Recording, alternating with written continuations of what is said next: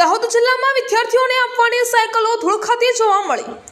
વિદ્યાર્થીઓને આપવાની સાયકલો મામા સાહેબ ફાળકે સરકારી કુમાર છાત્રાલયના ગ્રાઉન્ડમાં ભંગાર હાલતમાં મળી આવી છે। વર્ષ 2023માં વિદ્યાર્થીઓને આપવાની હતી, પણ દાહોદ જિલ્લાના આંધળા બહેરા અને મૂંગા સરકારી તંત્રની ઊંઘ ક્યારે ઉડશે તે સમજાતું નથી।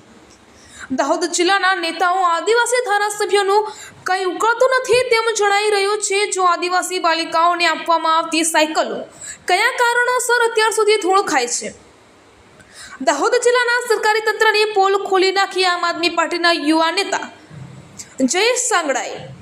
અહેવાલ સુરેશ મકવાણા, ગુજરાત બ્યુરો ચીફ। નમસ્કાર।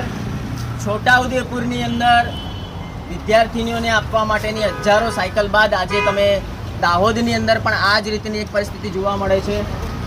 મામા સાહેબ ફાળકે સરકારી કુમાર છાત્રાલય દાહોદ, આવો તમને બતાવીએ।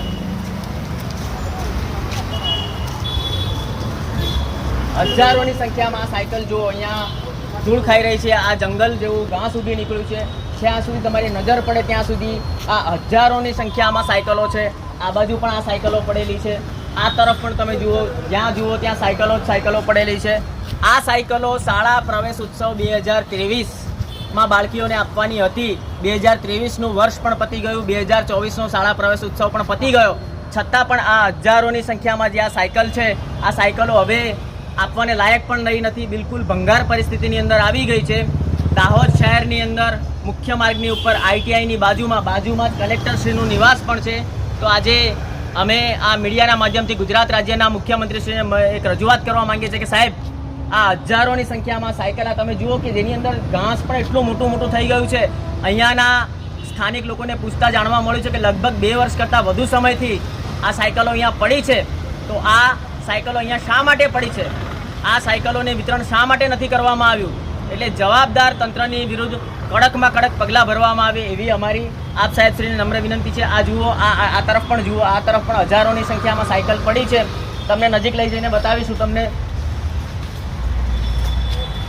આ જુઓ, આ સાયકલ શાળા પ્રવેશ ઉત્સવ 2023, શાળા પ્રવેશ ઉત્સવ 2023ની છે।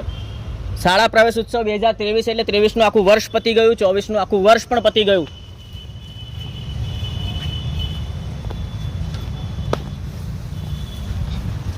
એટલે માનનીય મુખ્યમંત્રી સાહેબ, આદિવાસી વિસ્તારની અંદર આદિવાસી વિદ્યાર્થીનીઓ સારું શિક્ષણ મેળવે, 8મું ધોરણ પાસ કરી અને 9મા ધોરણમાં પોતાના ગામમાં શાળાની વ્યવસ્થા ન હોય તો અન્ય ગામમાં જવું પડતું હોય છે, તો એમને આવવા જવાની વ્યવસ્થાના ભાગરૂપે આ સાયકલો આપવાની હોય છે। તો આ દાહોદ જિલ્લાની આદિવાસી બાળકીઓને આ સાયકલો શા માટે નથી આપવામાં આવી? એટલે આ સાયકલો વિતરણની જેની જવાબદારી હોય એ જવાબદાર અધિકારીને કડકમાં કડક સજા થાય અને આટલું મોટું નુકસાન જનતાના ટેક્સના પૈસાથી થયું છે, આદિવાસી સમાજની ગ્રાન્ટનું જે આટલું મોટું નુકસાન થયું છે, આ નુકસાન શા માટે થયું છે અને કોના પ્રતાપે થયું છે? એટલે આ જવાબદાર અધિકારીઓ વિરુદ્ધ કડકમાં કડક કાર્યવાહી થઈ અમારી આપ સાહેબ શ્રીને નમ્ર વિનંતી।